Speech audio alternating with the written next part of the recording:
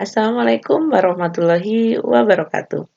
Hai, berjumpa lagi di channel saya, Leli Maftuha. Saya adalah salah satu guru bimbingan dan konseling di SMA Negeri 24 Garut. Pada kesempatan kali ini, saya akan memberikan layanan materi bimbingan dan konseling tentang sukses studi lanjut ke perguruan tinggi.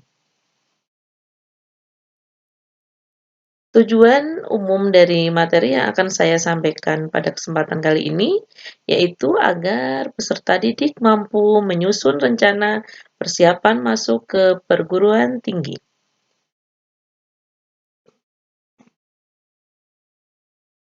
Kemudian tujuan khususnya yang pertama yaitu peserta didik mampu memahami hal yang perlu diketahui dalam melanjutkan studi ke perguruan tinggi. Kemudian yang kedua, yaitu agar peserta didik nantinya mampu menjelaskan jenis seleksi masuk ke perguruan tinggi. Tujuan khusus yang ketiga, yaitu agar peserta didik nantinya dapat mengidentifikasi persyaratan masuk ke perguruan tinggi. Kemudian tujuan khusus yang keempat atau yang terakhir, agar peserta didik mampu menentukan program studi dan perguruan tinggi mana yang nantinya mereka minati. Baik, selanjutnya peserta didik itu harus mengetahui bentuk-bentuk dari perguruan tinggi itu ada apa saja sih? Bentuk-bentuknya seperti apa? Oke, mengenal bentuk-bentuk perguruan tinggi ya. Yang pertama ada universitas, kemudian yang kedua ada institut, yang ketiga ada sekolah tinggi, yang keempat ada akademi, dan yang kelima ada politeknik. Baik, selanjutnya ada jenis seleksi atau jalur masuk perguruan tinggi.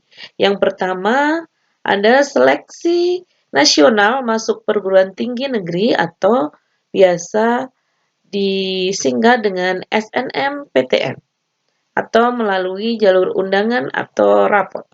Kemudian yang kedua, seleksi bersama masuk perguruan tinggi negeri atau biasa disebut dengan SBMPTN, yaitu melalui jalur tes. Kemudian yang ketiga, ada seleksi mandiri. Dan yang keempat, ada penelusuran minat dan kemampuan Politeknik Negeri yang biasa kita sebut dengan PMDK-PN. Selanjutnya, ada seleksi masuk perguruan tinggi kedinasan. Dan yang terakhir, ada seleksi masuk PTS atau perguruan tinggi swasta. Baik, selanjutnya ada beberapa cara memilih program studi dan perguruan tinggi. Ada dalam bidang akademik, kemudian ada juga non-akademik. Dalam akademik, yang pertama, peserta didik itu harus mengetahui pengertian tentang program studi atau jurusan itu seperti apa. Kemudian, yang kedua, peserta didik itu harus mengetahui terlebih dahulu kemampuan akademiknya itu hasilnya seperti apa. Bisa dilihat dari nilai raport.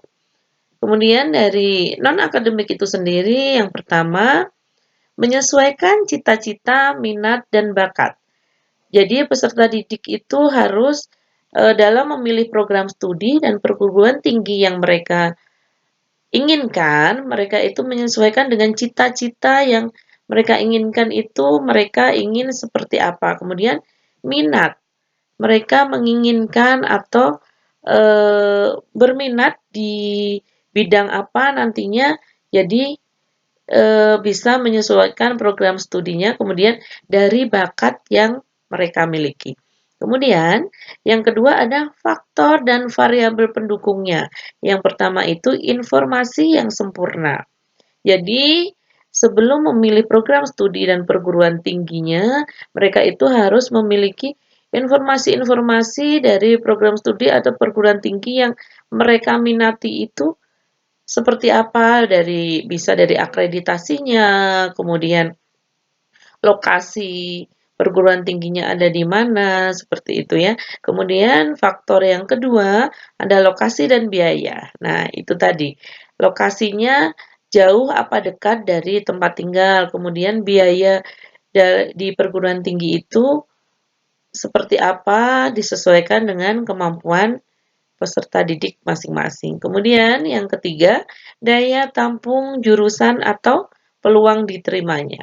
Baik, di sini daya tampung jurusan itu masing-masing perguruan tinggi memiliki program studi yang daya tampungnya itu berbeda-beda. Nah, peserta didik harus mengetahui daya tampungnya yang program studi yang mereka minati di perguruan tinggi itu ada berapa, mereka harus memahaminya dulu. Kemudian yang keempat, ada masa depan karir dan pekerjaan. Nah, di sini